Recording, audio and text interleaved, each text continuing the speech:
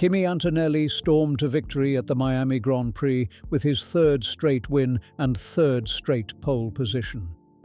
It was a massive moment, the kind of performance that put his name next to legends like Senna and Schumacher in the history books. That should have been the headline everywhere, but it wasn't. While Antonelli was celebrating with champagne on the podium, the real drama was still happening behind closed doors in the stewards' room, where officials were still reviewing incidents and debating penalties long after the race had supposedly ended. Then came the chaos. Hours after the checkered flag dropped in Miami, the FIA completely changed the final results. Positions reshuffled, points taken away, and the race you watched wasn't the race that counted. Leclerc got hit with a 20-second penalty. Verstappen was handed 5 seconds, positions were reshuffled, and valuable points suddenly changed hands. Fans, teams, and even drivers were left asking the same thing. If the race doesn't end when the flag drops, when does it actually end? What made Miami so messy wasn't just one controversial moment. It was an entire weekend packed with confusion and inconsistency. A car flipped at high speed and somehow nobody received a penalty. Another investigation dragged on for hours over a tire barely crossing a white line by inches. And somehow, a driver dealing with a damaged steering arm ended up with a tougher punishment than Hamilton got earlier this season for a similar situation. The wild part is the FIA spent the whole off-season promising major changes to its penalty system. New rules, updated procedures, fresh steward panels, everything was supposed to be clearer and faster in Miami. Instead, it turned into a complete mess. And the Leclerc penalty sits right in the center of all of it because it was emotional, controversial, and way more complicated than people first realized. On the final lap, Leclerc was sitting in 4th place, fighting to save a strong result for Ferrari after a rough weekend full of problems. He was chasing hard, trying to snatch 3rd back from Piastri, and he pushed the car right to the edge. Then everything went wrong fast. Flying into the high-speed section near turn 3, Leclerc lost the rear of the Ferrari. The car snapped sideways and slammed into the concrete wall. The impact damaged the front left side, likely caused a puncture, and almost certainly wrecked part of the steering arm. From that moment on, the Ferrari could barely handle right-hand corners properly. But with less than a lap left and important points still on the table, Leclerc kept pushing anyway. That's where the controversy exploded.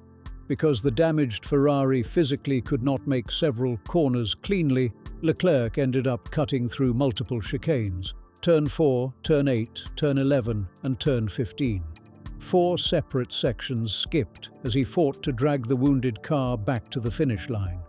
Along the way, he passed Arvid Lindblad and made contact with Russell at the hairpin before crossing the line, believing he had secured 6th place. But the stewards saw it differently. After reviewing everything, they handed Leclerc a drive-through penalty, which later became a brutal 20-second time penalty after the race ended. Just like that, 6th place dropped to 8th. The FIA's explanation was simple. Even with damage, gaining an advantage by cutting corners still breaks the rules. Technically, that matches the rulebook. But fans instantly pointed out the inconsistency because Hamilton received a lighter punishment earlier this season in Singapore for a situation many people saw as very similar. The Leclerc situation exposed one major problem, but the Verstappen penalty showed a completely different mess brewing inside Formula One. This time, it wasn't really about whether the punishment was too harsh. It was about how unbelievably slow the process became over something that should have been simple. During Verstappen's pit stop on lap 6, the front left tire of the Red Bull appeared to cross the solid white pit exit line while rejoining the track. In Formula One, that rule is supposed to be crystal clear. A tire either crosses the line or it doesn't. There's usually no grey area, no complicated interpretation, no endless debate needed. And yet somehow, at the Miami International Autodrome, a track loaded with cameras, broadcast feeds, onboard angles, and surveillance from nearly every corner, The stewards still claimed they didn't have enough evidence during the race to make an immediate decision. That's where fans started getting frustrated fast. And if you're finding this as frustrating as I am, hit like and subscribe, because I'm going to keep digging into exactly these kinds of problems all season. Instead of ruling on it right away, officials delayed everything until after the checkered flag. They spent hours searching for more camera angles and reviewing footage before finally handing Verstappen a 5-second penalty long after the race was already over.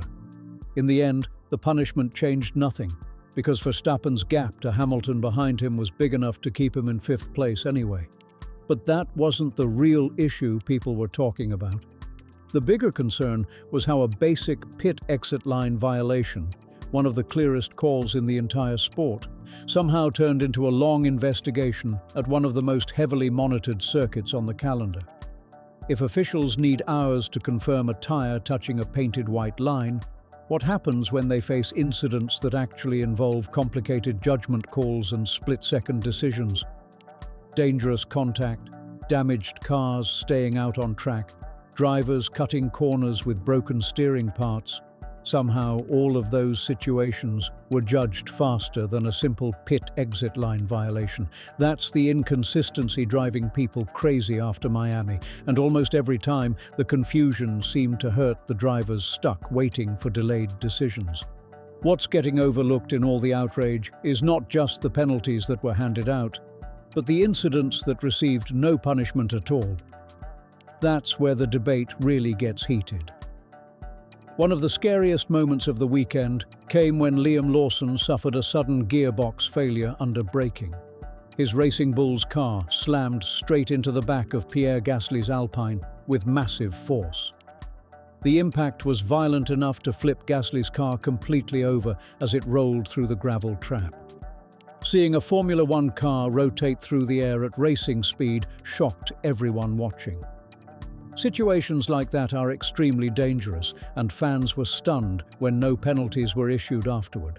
Officials labeled it a racing incident and moved on. Then there was the Verstappen and Carlos Sainz clash at turn 17. Verstappen forced the Williams wide, and Sainz instantly exploded over team radio saying, "He thinks he can do whatever he wants." The stewards reviewed the moment and still decided on no further action. The chaos kept building from there. Verstappen and Russell made contact at the final corner on the last lap. Hamilton and Colapinto tangled at turn 11, leaving Hamilton with damage that reportedly cost him between 10 and 15 points of front-wing downforce. Then Leclerc and Russell touched at the hairpin, while Leclerc dragged his damaged Ferrari back to the finish with steering issues. Incident after incident piled up, and fans were left wondering where exactly the line for penalties even exists anymore. Not one of those incidents received a penalty, not a single second added. And that's what made the Miami Grand Prix feel so chaotic to so many fans and drivers watching it unfold. Think about the full picture for a second. A car flips through the air at high speed, no penalty. A tyre barely crosses a white line by a few millimeters, 5-second penalty handed out hours later. A driver struggling home with a damaged steering arm cuts corners trying to finish the race, slammed with 20 seconds. Another driver forces a rival completely off the track, no action taken at all. At some point, this stops looking like isolated decisions and starts looking like a serious pattern. And patterns like this don't magically disappear on their own. The frustration inside the paddock has been building for months, and Carlos Sainz has become one of the loudest voices demanding change all season long, not just after Miami. As a director of the Grand Prix Drivers Association, Sainz has openly pushed for permanent stewards in Formula One. His argument is pretty straightforward. The sport's rulebook is already insanely complicated, so constantly rotating steward panels from race to race only creates more confusion. Different officials interpret the same rules in different ways, depending on the weekend, the circuit, or the situation. That makes consistency almost impossible to achieve. Sainz repeated that argument again after Miami because the race became a perfect example of the problem. The system keeps changing the people making the decisions, so naturally the outcomes keep changing too. Fans, teams and drivers never fully know what to expect from one weekend to the next. After the race, Verstappen was asked about Sainz's angry radio comments. His reply was short but powerful. "It's a bit of a jungle." Those 6 words hit hard because Verstappen is one of the most aggressive racers on the grid. If even he is describing Formula One's racing standards as a jungle, it sends a huge message about how messy and unpredictable the stewarding system has become. The FIA rolled out major reforms for 2026, including permanent off-site steward panels, upgraded video review systems, and expanded powers for post-race investigations. On paper, it sounded like Formula One was finally fixing its biggest officiating problems. But Miami exposed a harsh reality. All those changes still didn't stop hours of confusion and inconsistent decisions. Even with all the new technology and review systems in place, officials still needed 4 hours to decide a basic pit-exit line violation. And by the end of the race weekend, fans were left staring at a long list of incidents that all seemed to receive completely different treatment. The system changed, but the results still looked messy. That's the part people sometimes forget when the conversation gets buried in rule books, technical language, and steward procedures. These drivers are controlling machines at nearly 300 kilometers per hour. Every move they make, every late braking attempt, every aggressive overtake, every split-second wheel-to-wheel battle depends on one thing: understanding where the limits actually are. And drivers can only race properly when those limits stay consistent. They need confidence that the same move will be judged the same way, no matter which track they're at, which stewards are working that weekend, or which driver is involved. Miami shattered that feeling of consistency from start to finish. A car flips through the air at racing speed, no penalty. A tire touches a white line, 5 seconds after hours of review. A damaged Ferrari struggling home with steering problems cuts corners and receives a massive 20-second punishment, harsher than a similar incident earlier this season. That's why the backlash exploded across the paddock after Sunday's race. What made the Leclerc situation stand out even more was his reaction afterward.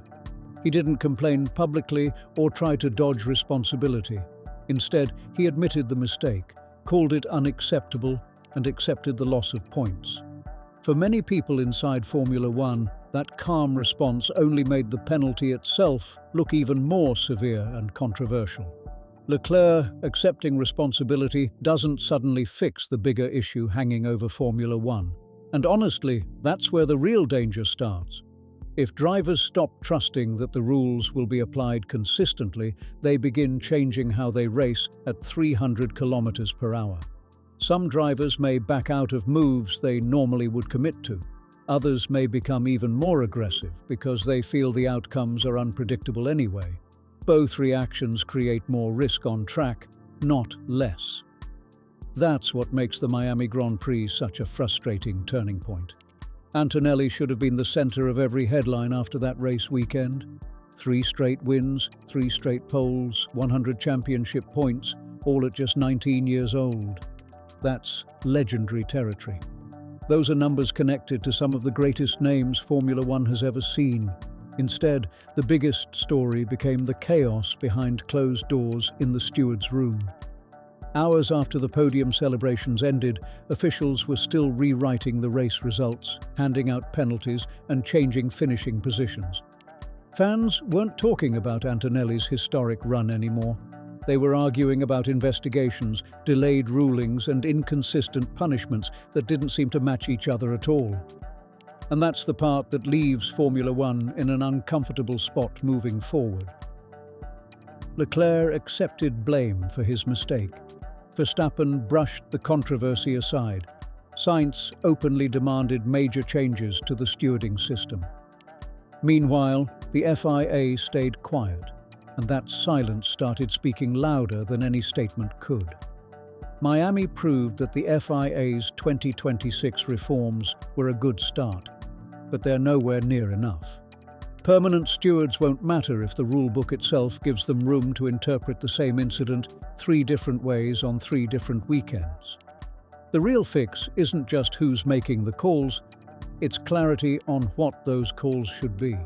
That's the fight Sainz and the GPDA are taking on now, and it's going to shape the rest of this season. I'll be tracking every penalty and every inconsistency. So if you want the full picture, subscribe, and I'll see you at the next race.